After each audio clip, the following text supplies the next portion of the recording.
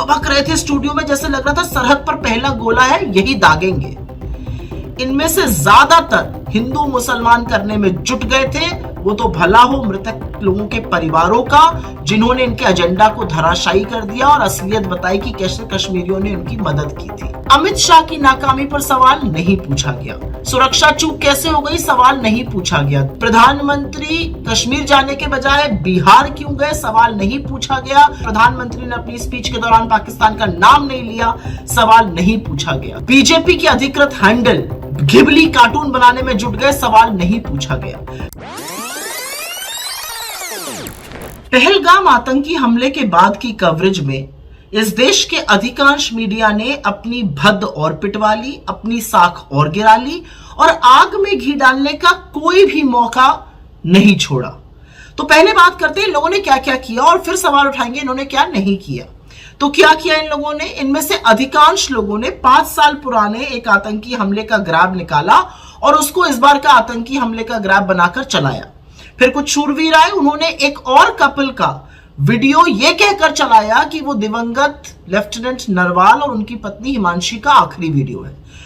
फिर आए वो सज्जन जिन्होंने स्टूडियो से जंग की कुछ साल पहले शुरुआत की थी। उन्होंने तो सुप्रीम कोर्ट को ही जिम्मेदार ठहरा दिया, लेकिन उनकी पोल अगले दिन खुली जब पता चला लाइव शो में कि उनको यही ज्ञान नहीं है कि केंद्र शासित प्रदेश की जो पुलिस है, जम्मू कश्मीर की पुलिस, वो लेफ्टिनेंट गवर्नर के अंतर्गत और केंद्रीय गृह मंत्रालय के अंतर आती है। खैर, इनमें से ज्यादातर टीवी चैनल उन लोगों से भरे हुए जो पाकिस्तानियों से बददिमाग बदजुबान लोगों को बुलाकर अपने टीवी चैनलों पर मंच देते हैं इस देश के खिलाफ अनाप शनाप बकने का, और उन्होंने ये काम खूब करवाया इस दौरान। फिर इनमें से कुछ लोग ऐसे हैं जिन्होंने अमित शाह के दुख से कांपते हाथ और तेजी से सीढ़ी चढ़ने की बॉडी लैंग्वेज पर करीब करीब 1-1, 1.5 घंटे के शो कर डाले। इनमें से किसी ने भी विपक्ष की परिपक्वता पर, विपक्ष की संवेदनशीलता पर एक शब्द नहीं बोला, उसमें घिग्गी बन गई। कुछ तो ऐसे बबक रहे थे स्टूडियो में, जैसे लग रहा था सरहद पर पहला गोला है, यही दागेंगे। इनमें से ज्यादातर हिंदू मुसलमान करने में जुट गए थे। वो तो भला हो मृतक लोगों के परिवारों का, जिन्होंने इनके एजेंडा को धराशायी कर दिया और असलियत बताई कि कैसे कश्मीरियों ने उनकी मदद की थी। बड़े दिल मसोस के रह गए, हाथ मलते रह गए ये लोग कि अरे कैसे हिंदू मुसलमान नहीं कर पाए। ये मीडिया की असलियत है। अब मीडिया ने क्या नहीं किया, कौन से सवाल थे जो नहीं पूछे गए? अमित शाह की नाकामी पर सवाल नहीं पूछा गया। किसकी जिम्मेदारी है, सवाल नहीं पूछा गया। इंटेलिजेंस फेलियर पे सवाल नहीं पूछा गया। सुरक्षा चूक कैसे हो गई, सवाल नहीं पूछा गया। 200 किलोमीटर अंदर हमारी सरहद के आतंकी बड़ी बड़ी बंदूकें लेके कैसे घुसाए, सवाल नहीं पूछा गया। प्रधानमंत्री कश्मीर जाने के बजाय बिहार क्यों गए, सवाल नहीं पूछा गया।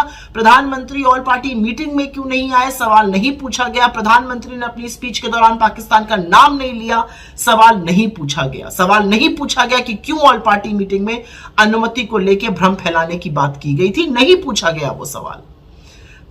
बीजेपी की अधिकृत हैंडल घिबली कार्टून बनाने में जुट गए, सवाल नहीं पूछा गया। बीजेपी द्वारा पोषित लोग हमारे आर्मी पर्सनल की लोकेशन साझा कर रहे हैं, सवाल नहीं पूछा गया। बीजेपी एमपी की 25वीं वर्षगांठ पे चौकस बंदोबस्त पे सवाल नहीं पूछा गया। बीजेपी मुख्यमंत्रियों और मंत्रियों का मृतकों के यहां जाना और वहां पर खरी खोटी उनको सुनाई जा रही थी, सवाल नहीं पूछा गया। ये इस देश के मीडिया की असलियत है। इतनी बड़ी त्रासदी के दौरान भी मुंह में दही जमाकर, आंखों में पट्टी बांधकर ये सरकार की ढाल बने रहे। सवाल पूछने का काम इनका था, लेकिन अगर कोई और सवाल पूछ रहा है तो उनको जबरदस्त तरीके से ये लोग शर्मिंदा कर रहे हैं। जो काम इनका है वो ये कर नहीं रहे हैं। एक काम इन्होंने किया, कश्मीर जाकर रीलें खूब बनाई।